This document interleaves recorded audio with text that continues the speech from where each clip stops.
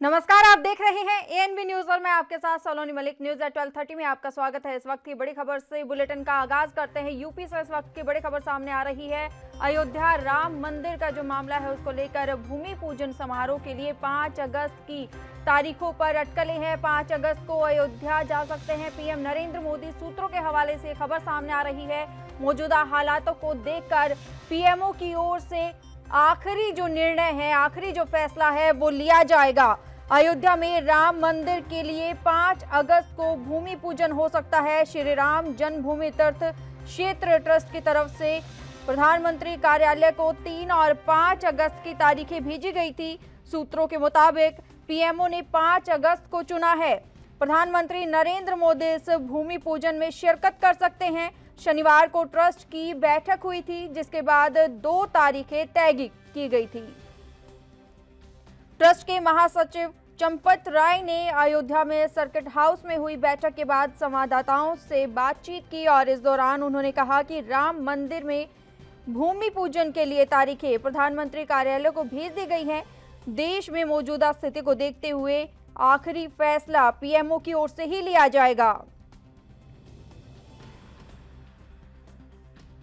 इस वक्त की बड़ी खबर आपको बता रहे हैं।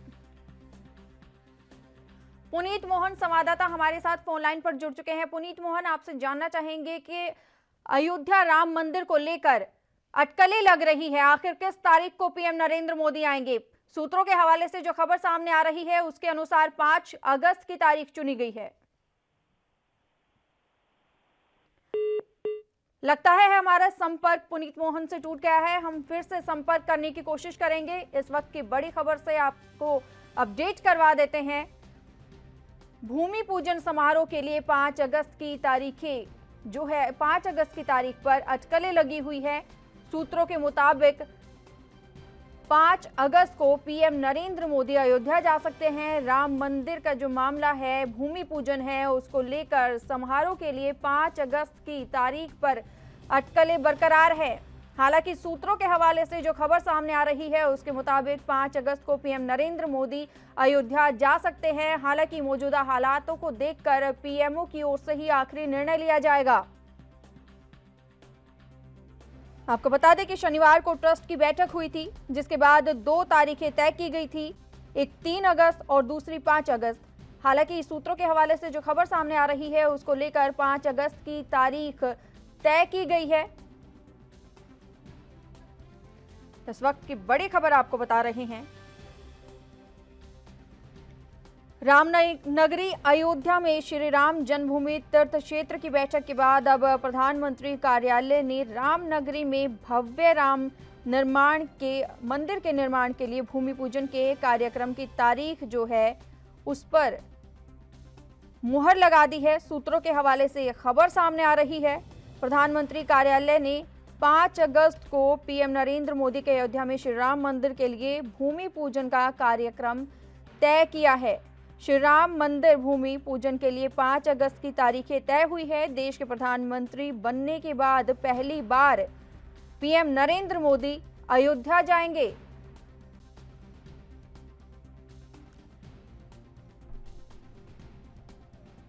रामनगरी अयोध्या में भव्य श्री राम मंदिर का निर्माण कार्य शुरू होने जा रहा है।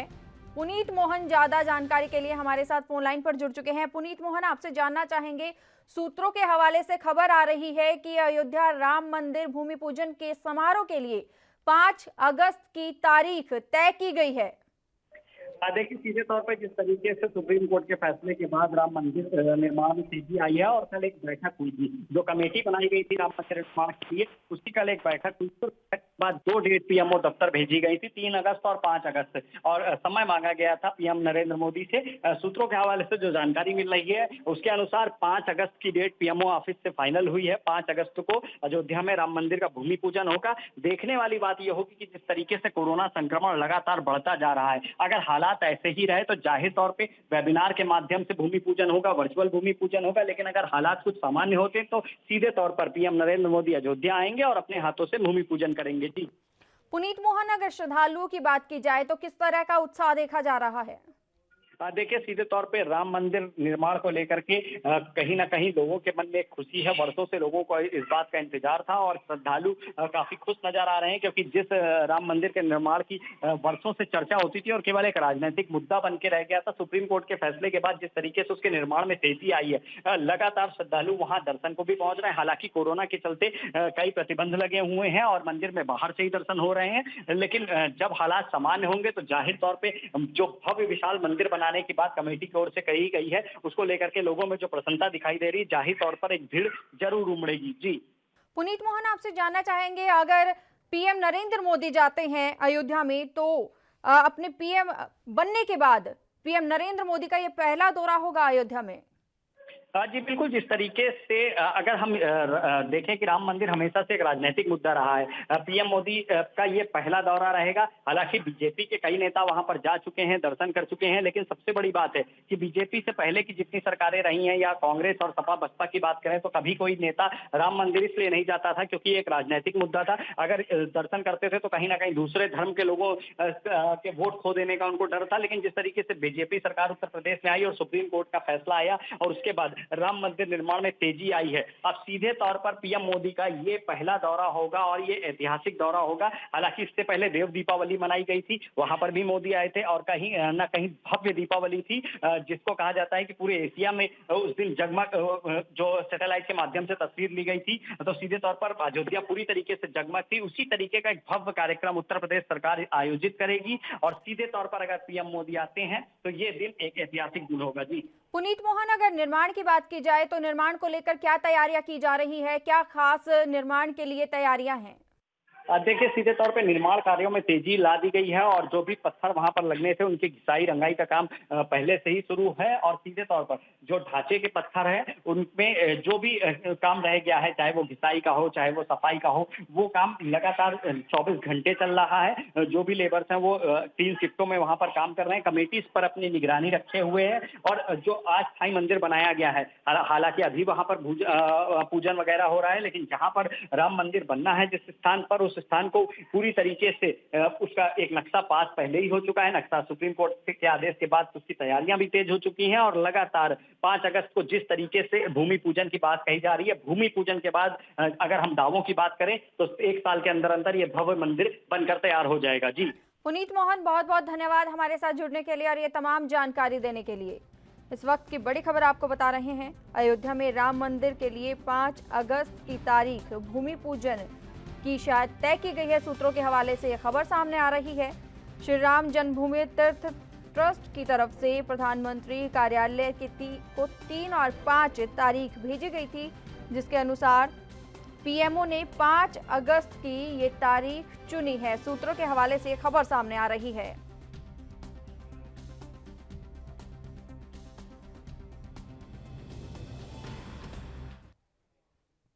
वहीं कांग्रेस नेता राहुल गांधी ने एक बार फिर से केंद्र पर निशाना साधा है। कोरोना से मौत, चीन या जीडीपी, बीजेपी ने झूठ को संस्थागत कर दिया है। बीजेपी की ओर से भ्रम फैलाया गया है। ये भ्रम जल्द ही टूटेगा और भारत को इसकी कीमत चुकानी पड़ेगी।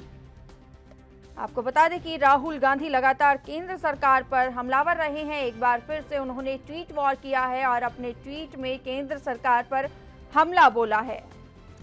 राजीव तिवारी ज्यादा जानकारी के लिए हमारे साथ फोन लाइन पर जुड़ चुके हैं। राजीव तिवारी, आपसे जानना चाहेंगे, एक बार फिर से कांग्रेस नेता राहुल गांधी ने केंद्र सरकार पर हमला बोला है और जीडीपी, कोरोना वायरस को लेकर भी बात कही है। देखिए, इस तरीके से राहुल गांधी लगातार बीजेपी सरकार पर, केंद्र सरकार पर लगातार हमला करते चले जा रहे हैं, तो कहीं ना कहीं ये जरूर है उनके हाथ में मुद्दे जरूर है, क्योंकि कोरोना को लेकर भी और जीडीपी को लेकर भी कहीं ना कहीं दिक्कतें जरूर है, मगर कहीं ना कहीं राजनीति भी गर्माती चली जा रही है, क्योंकि राहुल गांधी लगातार केंद्र सरकार के ऊपर निशाना साधते चले जा रहे हैं। और राजनीति के पहलू से देखा जाए तो कहीं ना कहीं राजनीति के लिए ही इस तरीके के सारे बयानबाजी की जा रही है। जी राजीव तिवारी, आपसे जानना चाहेंगे, इससे पहले भी अगर कांग्रेस नेता राहुल गांधी की बात करें तो कोरोना वायरस को लेकर उन्होंने आंकड़े शेयर किए थे और कहा था कि इतनी तारीख को जो आंकड़े हैं वो 10 लाख को पार कर जाएंगे और ऐसा इसके बाद अब ये दूसरा जो ट्वीट इनका आया है कोरोना वायरस को लेकर लगातार हमला बोल रहे हैं। हालांकि अगर बात की जाए रिकवरी रेट की, तो केंद्र सरकार की ओर से बार बार कहा जा रहा है कि जो रिकवरी रेट है वो बेहतर है। देखिए, बिल्कुल बता दें, जिस तरीके से केंद्र सरकार की तरफ से भी पहले हर बार कोशिश की जा रही थी, मगर कहीं ना कहीं जो राहुल गांधी ने ट्वीट करके कहा था कि एक हफ्ते के अंदर लगभग 10 लाख कोरोना पेशेंट हो जाएंगे, तो कहीं ना कहीं वो स्पष्ट जरूर हुआ है। मगर कहीं ना कहीं ये जरूर है इसके अंदर सरकार की जो कोशिश है टेस्टिंग की या फिर कहें कोरोना पेशेंटों की जो ठीक करने की, वो कहीं ना कहीं कारगर होती नजर आ रही है, क्योंकि लगातार 10 लाख से ज्यादा पेशेंट जरूर हुए हैं, मगर कहीं ना कहीं कह सकते हैं कि 80% के करीब लोग ठीक भी हुए, तो कहीं ना कहीं ये 80% के करीब ठीक होने के साथ साथ ये जरूर है कि केंद्र सरकार की जो कोशिशें हैं वो कहीं ना कहीं कारगर नजर आ रही हैं। जी राजीव तिवारी, वहीं अगर राहुल गांधी की बात करें तो राहुल गांधी ने ये भी कहा है कि बीजेपी ने झूठ को संस्थागत कर दिया है। देखिए, बिल्कुल ये तो राजनीतिक पहलू है, मगर राहुल गांधी लगातार बीजेपी पर निशाना साधते आ रहे हैं, क्योंकि इलेक्शन टाइम वैसा चल रहा है, तो इसकी लिए ही इस तरीके की बयानबाजी की जा रही है। मगर कहीं ना कहीं जो केंद्र सरकार को कहा जा रहा है कि झूठ की राजनीति कर रही है, तो कहीं ना कहीं ये एक राजनीतिक पहलू है, और राजनीतिक पहलू के अंदर ज्यादा यही हो सकता है कि एक दूसरे के ऊपर आरोप प्रत्यारोप लगाए जाते हैं। मगर कहीं ना कहीं ये जरूर है स्पष्ट कि केंद्र सरकार और कैसे कह सकते हैं जनता के लिए कितना कार्य कर रही है, ये आने वाला दिन ही बताएगा। जी राजीव तिवारी, सारा का सारा जो आरोप प्रत्यारोप का सिलसिला है, अगर राजस्थान की बात की जाए तो राजस्थान में कांग्रेस में उठापतल चली हुई है। ऐसे में राहुल गांधी फिर भी लगातार केंद्र सरकार पर निशाना साध रहे हैं। क्या ये राजनीतिक चमकाने के लिए हो रहा है? देखिए, बिल्कुल सही कहा आपने। एक चीज तो स्पष्ट है इसके अंदर, ये सिर्फ राजनीति के लिए कहा जा रहा है, क्योंकि इलेक्शन टाइम में बिहार के इलेक्शन है, उसके बाद दिल्ली के भी आएंगे, और कहीं ना कहीं ये जरूर है कि जनता को एक संदेश दिया जा रहा है कि इस तरीके की राजनीति सिर्फ अपने पहलू चमकाने के लिए किया जा रहा है। तो कहीं ना कहीं ये जरूर है कि केंद्र सरकार को सोचना होगा कि किस तरीके से आगे कार्य करना होगा। जी दूसरी बात अगर राहुल गांधी की जाए तो राहुल गांधी ने यह भी कहा है कि भारत को इसका खामियाजा भुगतना पड़ सकता है बीजेपी की वजह से। देखिए, जिस तरीके से ये बयानबाजी की जा रही है कि या फिर जीडीपी को लेकर जो कहा जा रहा है, तो कहीं ना कहीं इसके अंदर कितनी सच्चाई है ये तो बाद में पता लगेगा। मगर हाँ, केंद्र सरकार अपनी तरफ से पूरी कोशिश कर रही है जीडीपी सुधारने के लिए भी और कोरोना पेशेंटों को रोकने के लिए भी। जी तिवारी, बहुत बहुत धन्यवाद हमारे साथ जुड़ने के लिए और ये तमाम जानकारी देने के लिए। इस वक्त की बड़ी खबर आपको बता रहे हैं, कांग्रेस नेता राहुल गांधी ने एक बार फिर से कोरोना संक्रमण और उससे होने वाली मौतों को लेकर केंद्र सरकार पर निशाना साधा है। राहुल ने आरोप लगाया है कि बीजेपी सरकार कोरोना वायरस के संक्रमण और इससे होने वाली मौतों के आंकड़े को लेकर झूठ बोल रही है। राहुल गांधी ने कहा कि कोविड-19 हो या जीडीपी या फिर चीनी घुसपैठ, बीजेपी ने झूठ को संस्थागत रूप दे दिया है। आपको बता दें कि राहुल गांधी ने ट्वीट में लिखा है कि बीजेपी की ओर से फैलाया गया यह भ्रम जल्द ही टूटेगा और भारत को इसकी कीमत चुकानी पड़ेगी।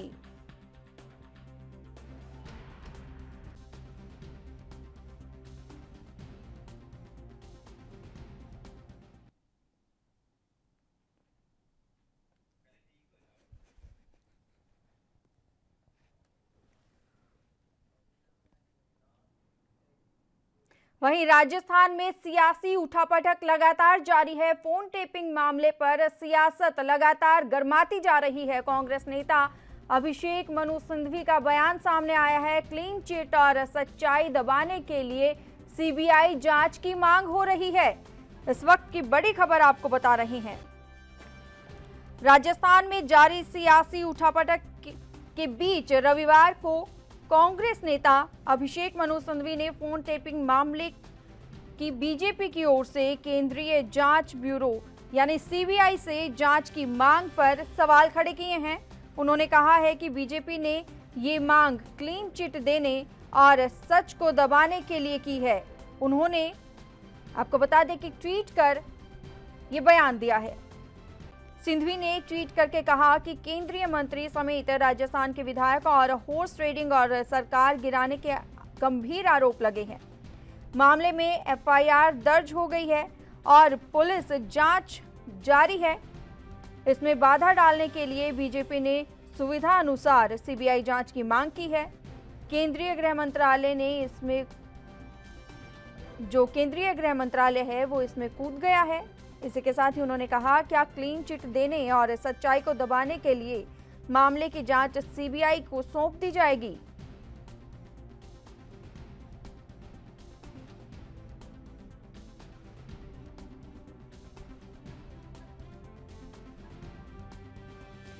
इस वक्त की बड़ी खबर आपको बता रहे हैं। राजस्थान में सियासी उठापटक थमने का नाम नहीं ले रही है। फोन टैपिंग का जो मामला है वो बढ़ता ही जा रहा है, सियासत गर्माती जा रही है। इसी को लेकर अब कांग्रेस नेता संघवी का बयान सामने आया है। संदीप अग्रवाल ज्यादा जानकारी के लिए हमारे साथ फोन लाइन पर जुड़ चुके हैं। संदीप अग्रवाल, आपसे जानना चाहेंगे कि संघवी ने बयान दिया है कि क्लीन चिट और सच्चाई दबाने के लिए सीबीआई की जांच की मांग की गई है। बिल्कुल, आप सही कह रहे हो। जो सियासी घटनाक्रम चला हुआ है राजस्थान में लगातार जो आरोप प्रत्यारोप का जोर चला हुआ है, ऐसे में जो कांग्रेस द्वारा बीजेपी द्वारा सीबीआई जांच की मांग की है, ऐसे में साफ हो चुका है। जो नेता कांग्रेस के उन्होंने बयान दिया है, उन्होंने साफ कर दिया है कि क्लीन चिट चाहिए उनको, और जो आरोपी उनको बचाने के लिए और जो क्लिप सामने आई उनको दबाने के लिए सीबीआई जांच की मांग की जा रही है। ऐसे में ये कहना कि गलत नहीं होगा कि जिस प्रकार से लगातार आरोप प्रत्यारोप का दौर चला हुआ है, ऐसे में दोनों पार्टी एक दूसरे पर आरोप लगा रही है। इधर कांग्रेस कह रही है कि बीजेपी वालों ने जो कांग्रेस को सजा गिराने की कवायद की थी, प्रयास किए थे, वहीं पे विधायकों को लिए 25% करोड़ रुपए देने की जुगत में लगाई थी। लेकिन ये सीबीआई एसओजी द्वारा जो नोटिस मिले हैं उसके बाद में ये बीजेपी वाले और सचिन पायलट भड़क गए हैं, क्योंकि मुख्यमंत्री अशोक गहलोत ने साफ कर दिया है कि हमारे सरकार को गिराने की जो पैसे जो की थी वो सारी नाकाम कर दी है। जी, इसके साथ ही अगर बात की जाए बीजेपी की ओर से सीबीआई की जो जांच की मांग की गई है और इसको लेकर कई सवाल उठाए गए थे कि क्या कांग्रेस फोन टेपिंग में लिप्त है। बिल्कुल, देखो जो फोन टेप हुए हैं, दो बार जो फोन टेपिंग की बात सामने आई है, पहले सर्विलांस में एसओजी द्वारा जो रिकॉर्डिंग सुनी गई, 2 नंबर लगाए गए, उसके बाद में पिछले दिनों 3 देर रात को 3 ऑडियो वायरल हुए, उनमें साफ हो चुका है। ऐसे में कांग्रेस ने यह भी कहा है कि कहीं ना कहीं बीजेपी अपने घेरे में आ चुकी है, क्योंकि उधर से बीजेपी वाले भी लगातार सरकार को घेरने की कोशिश कर रहे हैं। पूर्व मुख्यमंत्री वसुंधरा राजे की कल तक चर्चा ये थी कि वो मुख्यमंत्री अशोक गहलोत का साथ दे रही है, लेकिन आज जो कल उन्होंने पूरा ट्वीट किया है और उन्होंने कहा कि कांग्रेस की अंतर कलह उनको ले डूबेगी। ऐसे में ये साफ हो चुका है पल्लवी की जिस प्रकार से आरोप प्रत्यारोप का दौर चालू है, ऐसे में कांग्रेस सरकार को भी कुछ सोचना चाहिए। जी, वहीं दूसरी ओर जो ये मामला लगातार बढ़ता जा रहा है, अगर वसुंधरा राजे की बात की जाए तो उनकी ओर से ये भी कहा गया कि दोनों तरफ से जो सियासत गरमा रही है, ऐसे में जनता पिस रही है। बिल्कुल, हेमंत साहब कर रहे थे। सचिन पायलट ने आज सुबह जो बयान दिया कि असम में और जो दूसरे राज्यों में बाढ़ आई है उनकी पीड़ितों की मदद की जाए। वैसे वसुंधरा राजे सिंधिया जो पूर्व मुख्यमंत्री, उन्होंने भी ये साफ कर दिया। अभी कुछ देर पहले जो स्टेटमेंट दिया उन्होंने मीडिया के सामने कि जो सियासी गर्मा चली हुई है राजस्थान में, तो लगता है पूरे देश की राजनीति राजस्थान में आ चुकी है। वहीं पे अशोक गहलोत लगातार उनके संपर्क में है। उन्होंने इसको भी नकारते हुए कहा है कि मेरे संपर्क में किसी कोई पार्टी का नेता नहीं है, ऐसे में मैं खुद मेरी राजनीति करती हूँ। वसुंधरा राजे ने ये साफ कर दिया कि इन दोनों की सियासी गर्मा-गर्मी में, जहाँ कोरोना, टिड्डी दल और तेज गर्मी का कहर जारी है प्रदेश में लगातार, वहां पर सरकार इन चीजों को बोल के राजनीति में लगी हुई है। लेकिन दोनों सरकारों को, सचिन पायलट हो या फिर मुख्यमंत्री अशोक गहलोत, दोनों को आमदनी के बारे में सोचना चाहिए और राजनीति अपने स्तर तक करे, निम्न स्तर की राजनीति ना करें।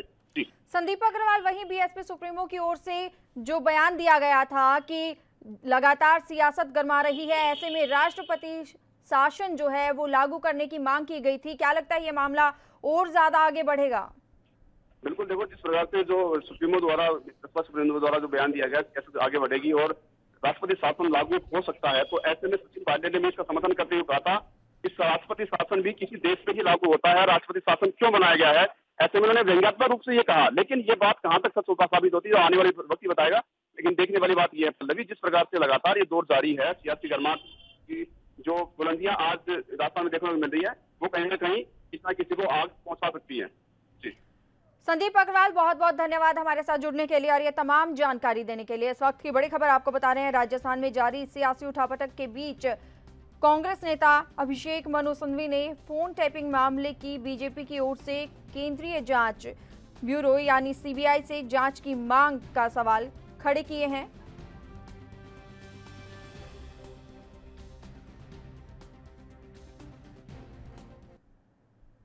राजस्थान में सत्ता का संग्राम थमने का नाम नहीं ले रहा है। अशोक गहलोत ने एक और चाल चली है। बता दें कि बुधवार को शक्ति परीक्षण कर सकते हैं। सूत्रों के हवाले से यह खबर सामने आ रही है, अगले हफ्ते विधानसभा का सत्र जो है वो बुलाया जा सकता है। इस वक्त की बड़ी खबर आपको बता रही हैं।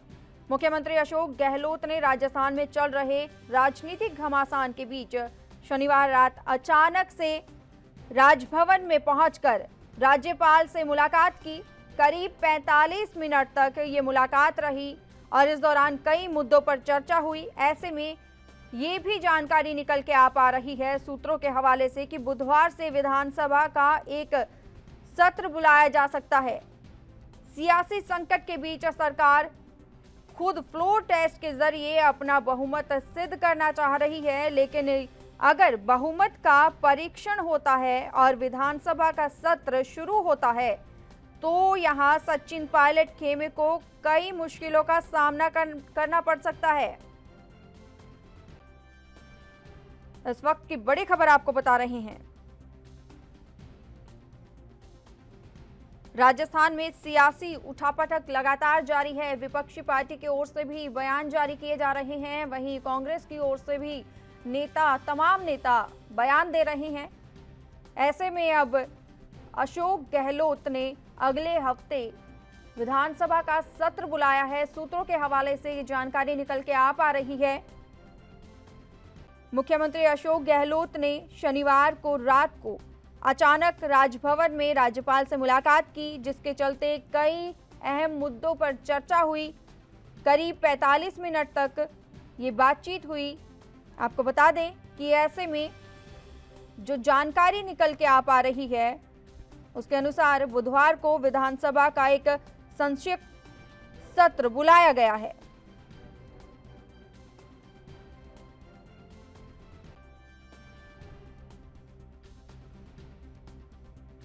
इस वक्त की बड़ी खबर आपको बता रहे हैं। राजस्थान से सियासत लगातार गर्माती जा रही है।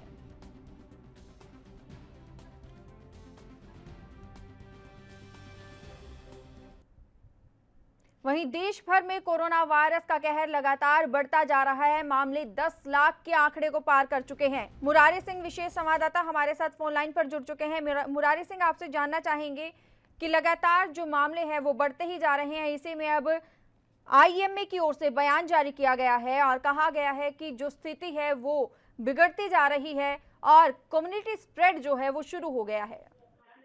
जी, ये कहना गलत नहीं होगा। जिस तरीके से 8,348 नए मामले मिले हैं और लगातार स्थिति सुधरने के बजाय बिगड़ती जा रही है। मुंबई की बात करें तो 1,000 के ऊपर जो ताजा मामला मिला है वो मुंबई के उत्तर मुंबई और बोरीवली, मतलब जो हाई प्रोफाइल इलाके हैं वहां से पॉजिटिव केस मिले हैं, जिसे लेकर के सरकार काफी गंभीरता पूर्वक डॉक्टरों की 2 टीम उन इलाकों में सतर्क की है। जी मुरारी सिंह, अगर कम्युनिटी स्प्रेड की बात की जाए तो काफी संख्या में यहाँ पर एक कम्युनिटी को निशाना बनाया जाता है। कोरोना वायरस की ओर से लगातार जो स्प्रेड है वो बढ़ता ही जाता है। ऐसे में क्या तैयारियां की गई है? देखिए, महाराष्ट्र सरकार की तरफ से हर संभव कोशिश की जा रही है। उनके प्रवक्ताओं की माने तो लगातार मनपा के साथ में तालमेल बना करके सरकार हर संभव प्रयत्न कर रही है। लोगों को भी सहयोग करने की जरूरत है। जिस तरीके से लॉकडाउन है, गाइडलाइंस हैं, ऐसी तमाम जगहें जो बंद हैं, जहां पर न जाने की अनुमति है, इसमें भी लोगों की मदद के लिए खुद सरकार अपील कर रही है। तो जो स्थिति है, जो हालात है, उसे सुधारने के लिए सरकार हर संभव प्रयत्न कर रही है। लोगों को भी सपोर्ट और सहयोग करने की जरूरत है। जी मुरारी सिंह, बहुत बहुत धन्यवाद हमारे साथ जुड़ने के लिए और ये तमाम जानकारी देने के लिए।